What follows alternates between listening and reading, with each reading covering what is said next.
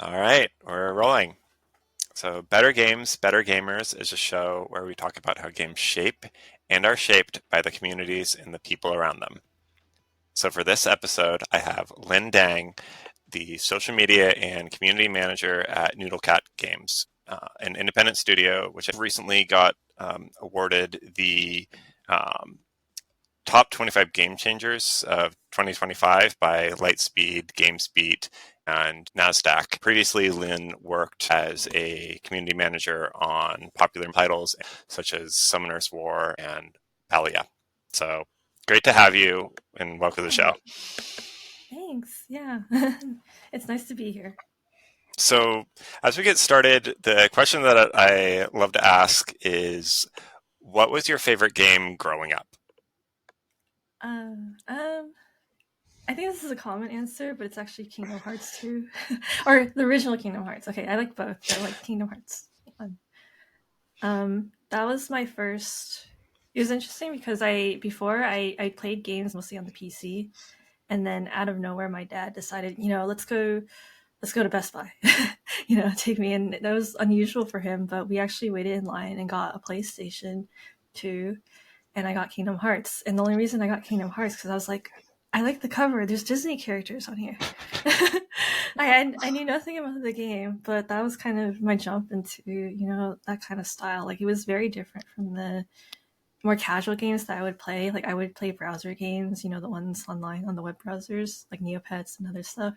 So that was kind of my first dive into like a fully fledged, RPG, and I fell in love. I played the game, I finished it, I did all the secret bosses and stuff like that. I collected all of the little Trinity puzzles. Yeah, I was so obsessed with it. Bosses aren't easy. No, I beat Sephiroth too. That's awesome. What's your favorite world? I'm trying to remember, but I think I really liked Alice in Wonderland. It's like an early world, but something about the layout. Some people find it very confusing because there's like a lot of puzzles. You have to go through a lot of doors, and then you end up in different spaces. But something about the silliness of it, I really enjoyed. When and how did you decide to work in games? So everyone has their moment, right? Their own story. For me, I feel like, and this is true for a lot of folks, but I've always played games. I just never made the connection of, okay, this could actually be my career. So that kind of realization didn't happen until I think college. I was a business major, and I knew like I wanted to do something in the business realm, but I wasn't sure what exactly, like what was my dream job, what kind of title, what kind of career I wanted to have. And it wasn't until I attended like a panel that was careers in the gaming industry. And I think hearing from other professionals talk about their day to days, talk about their career paths, how they got into it, that really inspired me. And that was like the aha moment, right? The light bulb of like, wait a minute, there's people out there who like earn a living and they actually work in games, and that's really cool. And that sounded like something I wanted to do, but I didn't know how to go about it. Right? My school didn't really have like a fleshed out, gaming program or anything related to that. And I was a business major, so I wasn't even like an artist or a programmer or anything like that. Um, but I did my research. I started getting more involved with like, okay, I think if I want to work in games, the first step is I should probably know how to make games. So I researched a bit and I found the local video game dev club that was on campus. I joined that, and I remember like looking up YouTube videos, downloading Unity, making Pong as my very first project, and just going from there. And as it turns out, I really enjoyed the process of like, okay, this is something I'm very unfamiliar with, but I'm figuring it out. And what really made me enjoy the process was at the end of it, you have something you can share to others. You can interact with it. You can play a game. You can, win or lose. Like I really liked that. And so from Pong, I would just iterate, expand on my project, start working on more stuff. I did game jams, I did competitions. And so I think that kind of involvement, especially in my college years, really started building a good background of someone, who's committed. Like this isn't just out of nowhere pivoting. I really was determined to make it work. And so because of that, I was able to land a job in games right after college. Like I had it lined up. So I suppose that was my moment of like, I made it my goal and then I stuck to it very consistently.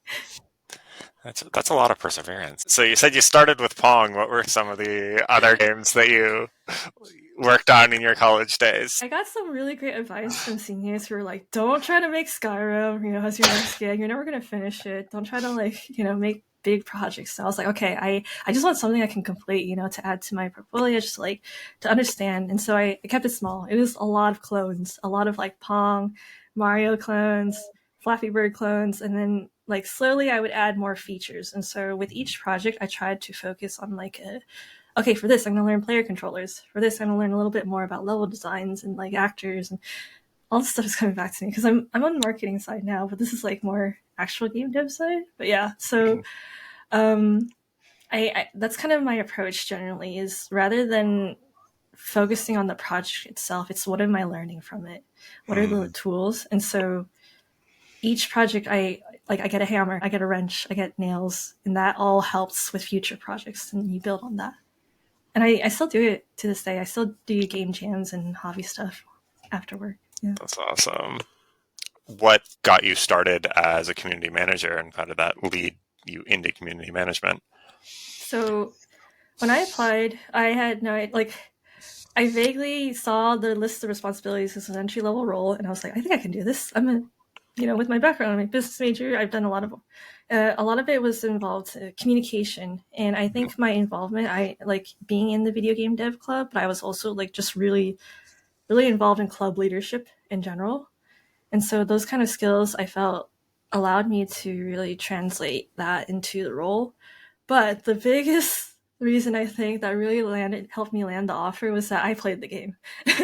Like I was familiar. It was a mobile game, and I was like, I actually play this game. I'm obsessed with it. I theory class. I like look at my account. Like I'm pretty, well versed into this, and so that really made me stand out because it wasn't like a big, really popular, and so they were impressed with that, and I think that really kind of nudged the needle in them giving me the offer. But I do admit I went into it not exactly sure what a community manager did.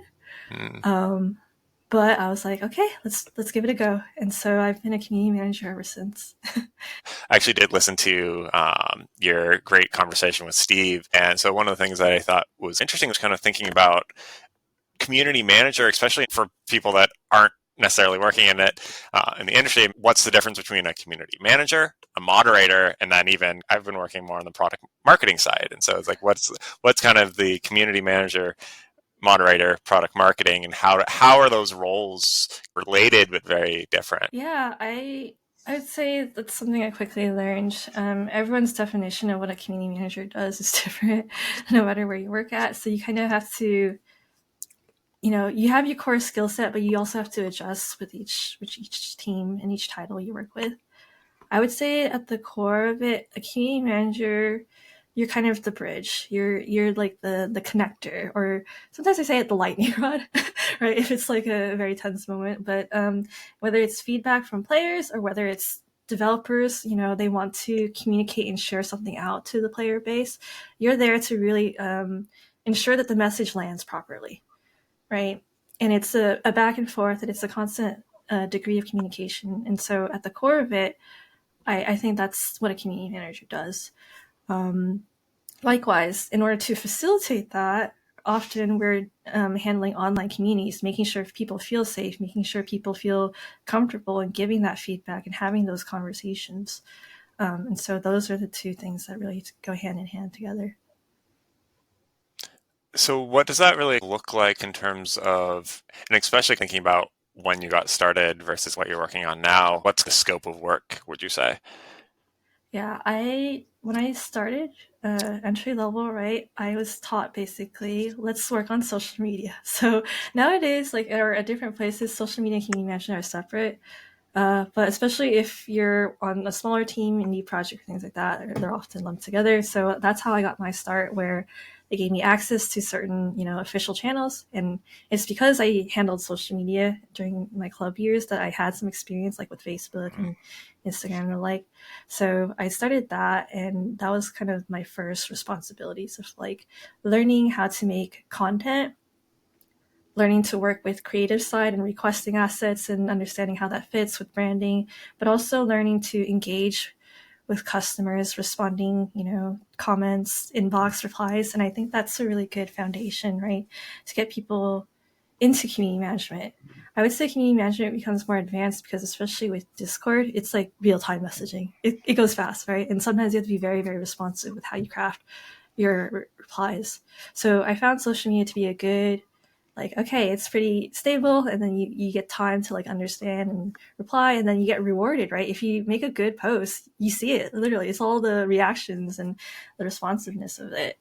And then from there, I got more involved with the Discord and Reddit, and then I started doing live streaming, and then I started, like, my responsibility just kept growing. And then I did event coordination. And I would say, yeah, it's just a growth of responsibility where ultimately you're there where the players are. You're there to facilitate those events, those good experiences. And now as I've reached senior CM, it's more of, I just don't need direction. I kind of, do what I need to do, and I know what I need to do. And often I'm the one kind of calling of, okay, this is kind of the strategy. So in addition to all the carrying out tasks, like what an individual contributor would do, I'm also overseeing like the overall strategy and planning in advance and then executing it. You're talking about being a lightning rod. I think comparing it, you started with designing games, so it's looking at the product team versus a community manager, and where you sit in kind of in between that, and then how you've kind of adapted to that. If I'm being honest, one of the tougher aspects of the job, because I'd say on the product side, you are facilitating a lot of communication as well, but you're not in front of everyone's faces, or your face is not in front of everyone, depending how you look at it, as a community manager is. And so as a lightning rod, that's the analogy, I think, of when, say, you have an update go out and people just don't respond well, right? And it's very, very charged feelings, lots of feedback, lots of, the way people describe their reaction to it is not the best to have to read through, because the team worked hard. These developers, like, no one wants to put out a bad update, but sometimes it happens, and then you're reading all this really, really tough criticism, and as a community manager, you're kind of the one to have to channel that, and rather than look at it, their feedback on a surface level, you have to look at what do they really mean, what is the core of their comments, and extract that and then take it to the development team. So it's not just, curse words and like poorly put together sentences sometimes, but it's, okay, this is what I know they mean, at the heart of it. Because these players, how I look at it is that they're very passionate. That's why they left this feedback. And I want to be able to make sure like they're representing it accordingly. Yeah. Well, and I know in the other discussion, your 3 roles, I don't want to spoil the first one, but I think just talking about like what does it mean to be a successful CM? Yeah. Okay. So for reference, I was on a previous podcast where I talked about, right, the 3 roles, and I like to go backwards on it. So in any community, if they interact with me enough, even the players will learn my 3 roles. Yeah, so the third one is that no one ever reads. When you're handling communications, whether it's making copy for social media, whether it's like patch notes, announcements, and things like that, I try to write content in a way where I assume people don't read it. People are going to miss, and then they're going to ask questions. They're going to ask things that are right there, what you wrote. But that's okay, because as long as you include the right information for the people who do read, who do pay attention, they can use that and then inform the people who don't. So it's kind of like relying on not just yourself, but on the help of the community. So everyone plays a part in like making sure the information is disseminated. So it's very much like a communication flow of like how information goes out when you're handling. I guess the 2 roles that I got out of it was using content to empower others, whether or not people read it, and then the other one is to advocate for others. Would you say that's an accurate assessment? I think it's just, these are the roles I have coming from learning of, after managing so many, like I think I've managed like 9, I think more than 9 titles at this point, which is quite a number. There's some things you'll just notice in every community that's like the same. And so number 3, no one ever reads. So you kind of have to learn those strategies and realize, people are always going to ask questions. People are always going to ask for the same thing. But as a community manager, you can't let that get to you, right? Even if people say sometimes the dumbest things, you gotta have to just laugh at it and say, okay, well, here's the question. Or maybe I'm answering like, for example, we would do a campaign where you get a free gift, but you have to sign in to a certain website. And so on that day, I'll have like 20 inbox messages of like, how do I get the gift? And so you kind of just, prepare your message in advance and tell them with a smile, of course. So it's a lot tied to customer support in that regard. Well, one of the follow-on questions I had to three rules was how do you retain your own boundaries and your sense of humor and your sense of curiosity towards your community and even internal too? I would say it's kind of just who I am, like in terms of my personality. I'm always fascinated, like more so than my own interests. I am interested in other people's interests. So in my case as a community manager, it's like, wow, I'm so glad there's so many people who care about our game. Like I'm just so jazzed every day to see people making fan art and having discussions, like talking about their builds and stuff like that. It makes me happy, like naturally, like when hearing people just talk about their passions. And so I think that kind of energy really gets me. Like I'm a cheerleader, like people are here, to talk about the game, to nerd out about it. And that's what really drives my motivation. And that's true for the dev side too, on the product side, where you have all these experts who've put years into honing their craft, their discipline, and you just want to show that. You're looking at it, it's like, wow, this is like the greatest animation ever, or this is such an amazing concept, or like, wow, okay, code is a little harder to translate, but you talk in results, right? Of like, wow, you did this and it led to, optimizing or like this result. And that's really cool. I want to share that, as a CM naturally. So that becomes like a dev blog. What are some of your favorite and least favorite parts of it? I think it's important because, as we mentioned earlier, being a community manager is different at every place. So if I had to say, as my day to day is very different. Like one day I'll be focusing on patch notes, the other I'll be triaging bug reports. Trying to figure out how much the community values it versus how severe it is. Like these are like production terms, basically. So I love the variety of it. I love that no matter what I do, it all ties back into making sure players have the best experience possible, whether it's directly in the game or in the official communities that we cover. So the variety of it just keeps me on my toes, and I enjoy that.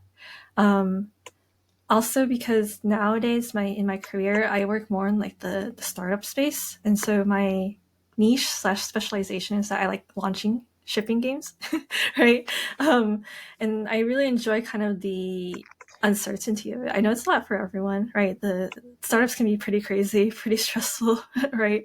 But I enjoy the aspect of like it's a blank canvas sometimes. There's no processes, there's no forms, and you really get to own that. You get to control that.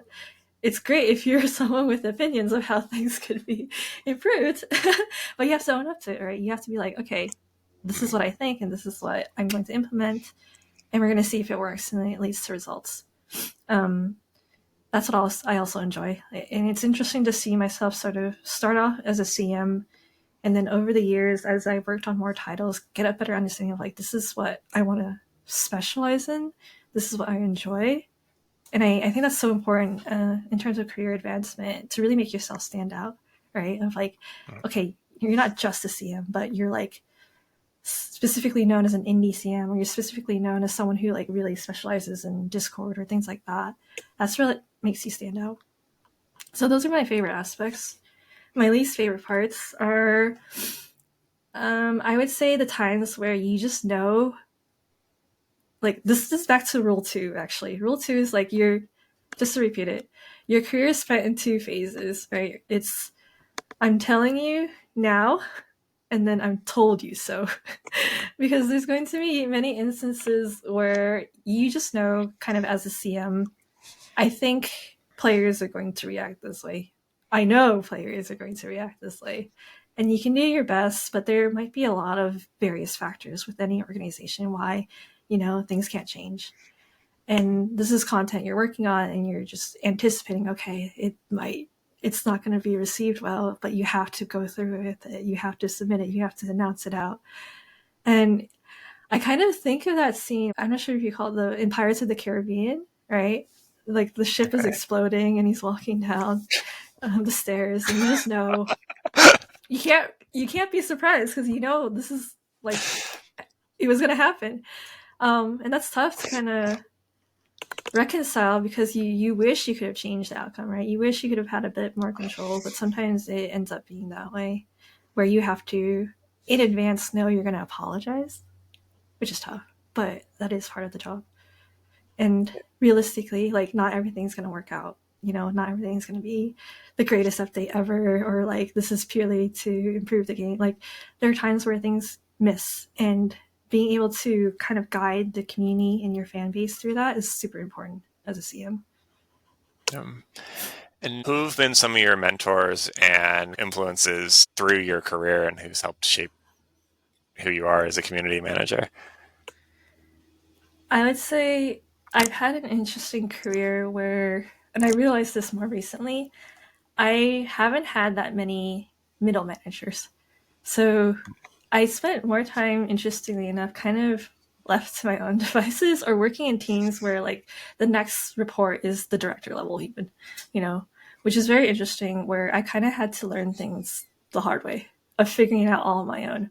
Now that's not to say like I've had some really great managers and I've had some folks who you know really imparted me really important knowledge over the years in my career. But I would say what kind of made me, you know, thick skinned and really work through, and that led to me enjoying startup life, strangely enough, is that I've had to kind of break it out on my own. I had to like learn things on my own. So, for example, the other day I was telling someone, you know, these terms like ARPU and MAU and CCU and stuff like that, very specific industry terms.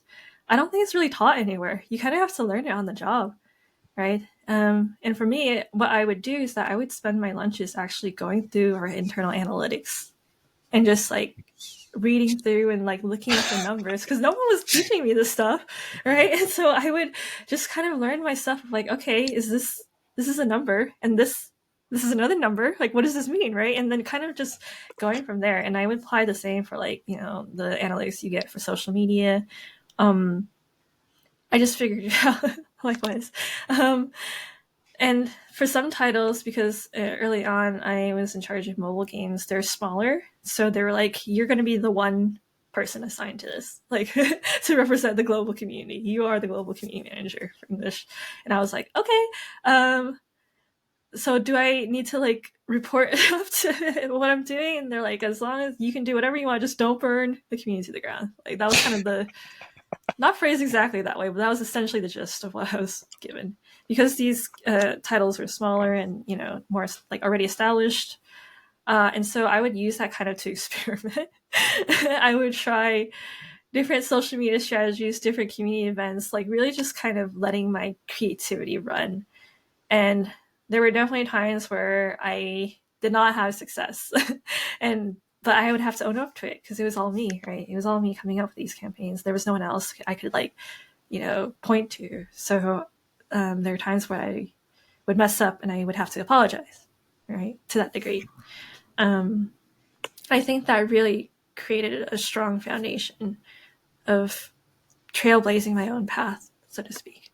So I do feel like because community management is still such a actively, you know, shaping discipline, there weren't that many mentors, or like the people I worked with sometimes were figuring it out on their own just as much as I was, right? So we were learning together. And I've kind of reached the point in my career now that I'm the mentor. Right? What I love to do in my free time is to help, you know, people trying to break in, especially if they're interested in community management. Um, and I enjoy that. I enjoy giving back, even if That's, yeah, I think the phrase I like to tell people is that I became the person I didn't get growing up. mm, Yeah. that's what are some things that you would say, especially in this climate, to people that are looking to get into the industry, looking to get into social media, community management? Yeah. So I also can bring up that I was laid off. Like I only recently started my new role, so the experience of the job hunt is fresh to me. Um, And I think, to put it realistically, it is incredibly competitive. Very, very much so. And if you're competing with people who've worked on AAA, who've had 10 years experience already, and it's increasingly, like, I've seen over the years how the industry's started to mature. Like, it's still so young, right? With video games only being here for a couple of decades, right? Um, and over time, people have become more specialized. They've had skill sets. There's entire degrees and programs now you can get just to work in video games. And so that's the kind of competition there is.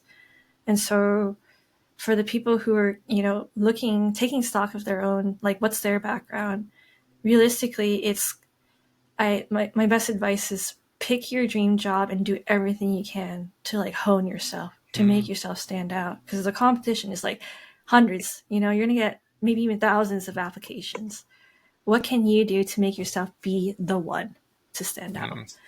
And so if education, is not possible, then you're going to have to make up with it with work experience. And if, working directly in the games is not possible at this time, then you have to pivot, take any job that, like, aligns as closely as possible to your dream goal and build accomplishments. Say that you've totally owned a campaign, say that you shipped products, right? Maybe not games, but if you've handled, consumer product goods or something else, that's equivalent.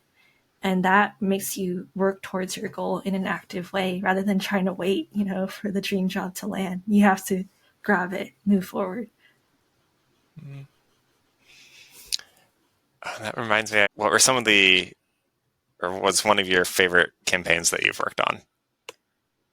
Oh, this is hard. There's so many. I think I can bring up the more recent one that I did with Palia, right? We were launching on Steam, and so one of our objectives was, how can we raise Steam wishlists? And I proposed something very, very silly where we kind of did a milestone campaign where for every X number of wish lists, we would grant an item. It's the same item, but the more wish lists we got, we just 2 times the size. So it was a plushie, like a decorative item in the game. So imagine the default of, like, okay, we already earned this, but it's a very small plushie. If we can get, like, this many people to wishlist it, we're gonna give you a giant one. And so the final size was, like, huge. It would take up an entire section of your backyard in the game, which is ridiculous, right? That's so silly. But I was like, this could work. I feel like this really, like, embodies the spirit of like our cozy Palia game, So we went through with it, and it was very, very successful, and it was so fun. And it's moments like that where I'm like, yeah, this is what we can do, especially on the indie level, right? You can get creative, you can get silly, you can get fun, and it's stuff like that I enjoy. So that was the most recent, like, fresh campaign that I enjoyed. Zooming out a little bit, what are you excited for about the future of gaming? Excited for? Ooh, okay.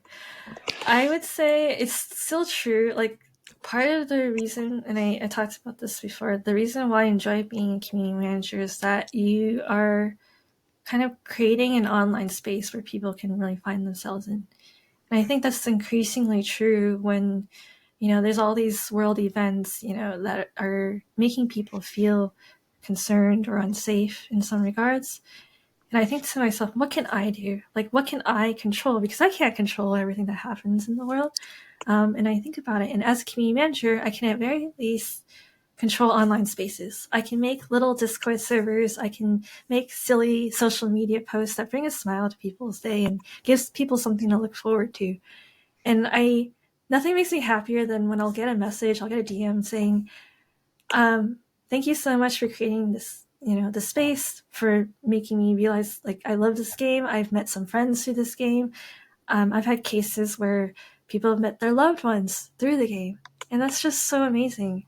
And so that's what I continue to look for, and that's kind of what, my drive as a community manager. I want people to have their niche, their little enclave, so to speak, and that's what I look forward to. What are you hoping to see change or kind of get better in how the industry is evolving? I would say there's quite a bit of a challenge right now. This is like a bigger topic, but making games is incredibly risky, right? You it costs quite a bit. You don't know if you're going to get a return on it, and then to make the kind of profit people are looking for, it's just that's the business side of things, and it's at odds of the creative side of things. Of like at your core, you want to make a fun game, you want to make an enjoyable game, you want to make an experience that people can take something away from it and remember it and cherish it.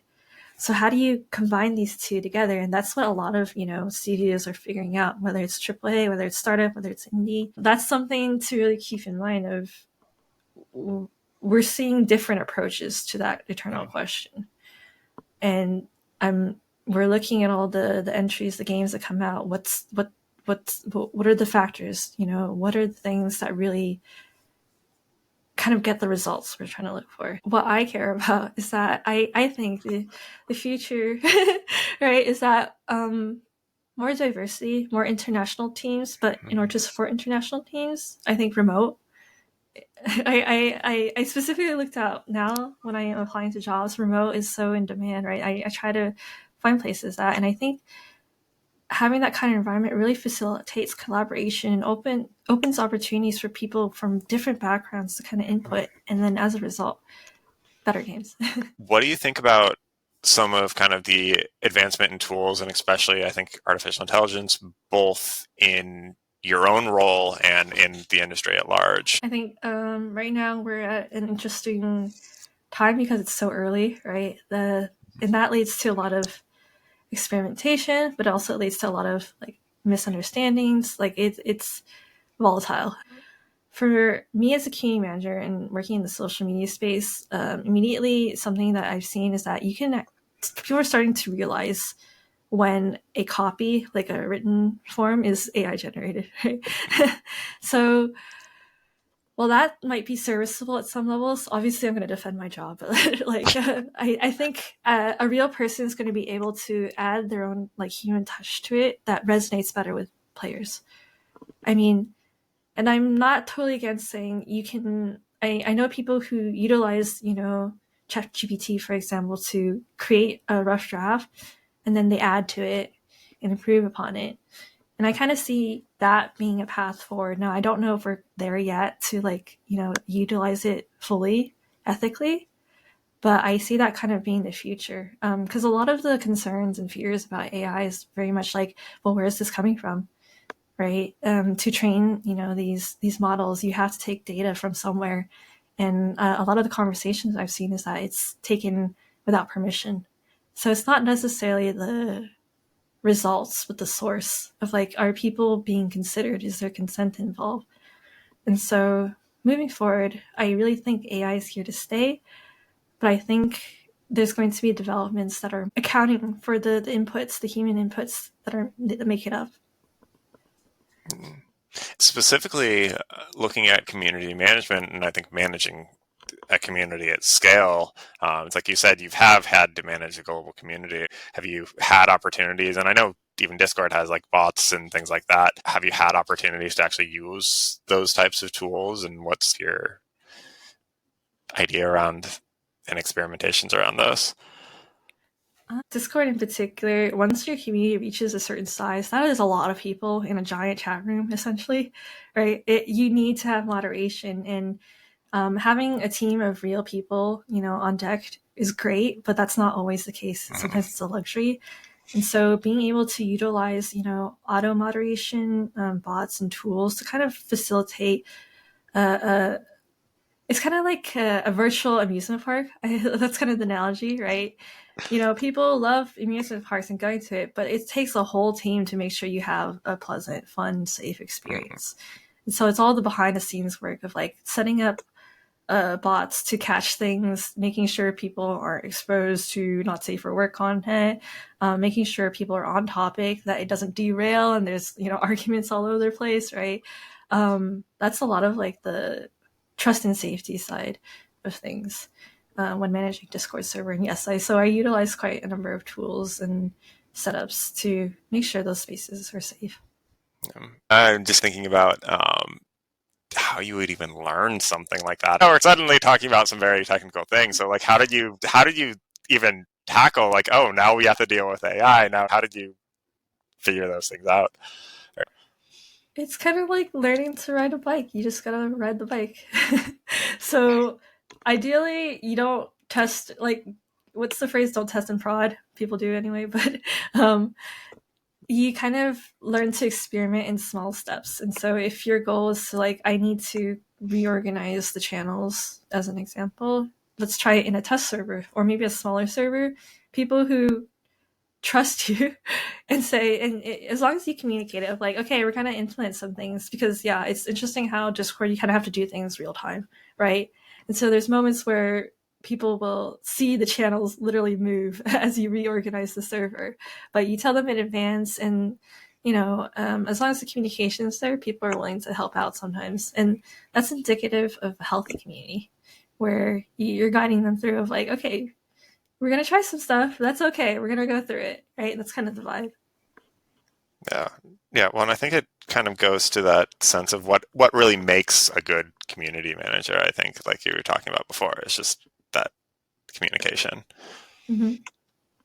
I would say not getting caught up into too much of the PR business speak, right? People want authenticity, and you hear it so often of like, we need more transparency, and you're thinking, duh. But being on the other side, sometimes there's so many factors involved. Like, okay, we can't say it like this. I wish we could say it like this. Maybe throw a curse word in. No, we can't do that. But there's moments where you're kind of caught, and it's a balance as a community manager, as the one kind of weaving those words, where sometimes you're going through just a thesaurus of like, okay, can I use this? Can I use this phrase? Like, can the players understand what I'm trying to convey?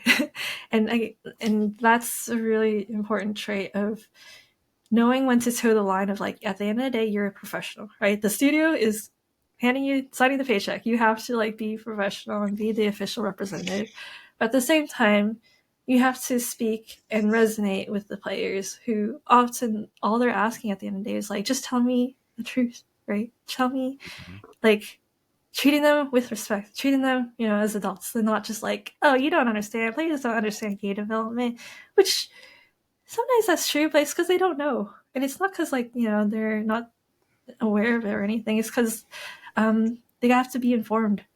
So that's what I consider a successful CM, to know when to use the right tone, when to use the right words, when to, lay off the whole, okay, I got to speak professionally and just really talk to the players. But it's a balance for sure. That's very cool. Is there any last pieces of advice to younger community managers, people that are working with community managers? Two completely different questions. Okay, first one. If someone is considering being a community manager, I would say, if you can handle answering the same question 100 times over and still be okay with it, then maybe consider being a CM. Second of all, I would say if you enjoy the energy, like I mentioned this earlier in the podcast, right? If you enjoy feeding off the energy of other people, you love being kind of not exactly the center of attention, but like seeing the hype of it, seeing the growth, the passion of the community. That's what is really satisfying as a CM. And you're the one in your friend group always organizing the parties, the birthdays, and you're okay with that, because at the end of the day, everyone has a good time. So that's something that's really the core of what being a CM is. Now, advice to people working with a CM. Sometimes what seems obvious, like through your lens, might not be true, especially from people who are more casual and not involved with the process. And so that requires extra steps and extra levels to kind of disseminate, especially if it's very technical, okay? Like, for you, yes, if you're in the middle of it, if you came up with it, it might seem to make a lot of sense. But from a layperson, right, try explaining this to your grandma. How are they going to understand this change you implemented? So as a CM, oftentimes I have to take that and understand. So the more context that I'm given, the more I am able to understand things, the better I'm able to convey that. Because I'm there to help, right? Like, I'm not trying to be adverse to the developers, but I'm trying to make sure their intention comes off genuine and also doesn't cause a PR scandal. because that's unfortunately a well-meaning dev might say something and then players go crazy, they latch on and they're like, what does that mean, this and this, did you just promise us this and this feature, and you're just like, oh no. Gotta walk it back. Yeah, like you said, lightning rod means dispersing the lightning. What do you what are some things outside of games that you really enjoy in some of your hobbies? Well, you just said outside of games, and my immediate answer was games. The thing is, I think it's just in my nature. I just love giving back. So even though it might sound like work, I love mentoring. I also love just helping other communities. Like even though like I do community manage it full time, sometimes I'm like helping other Discord like interests though, like hobbies and servers.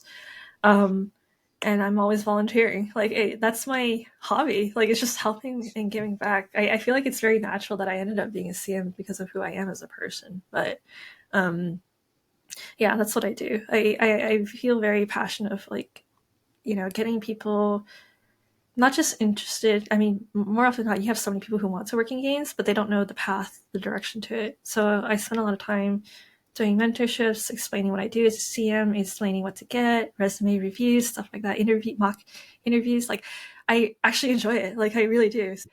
And I haven't brought this up yet, but something I do, it's still games related, but I'm actually part of IGDA, Neurodivergent in Games. So Mm. it's like a special interest group. So like kind of like clubs, like back in college and high school, but like for professionals.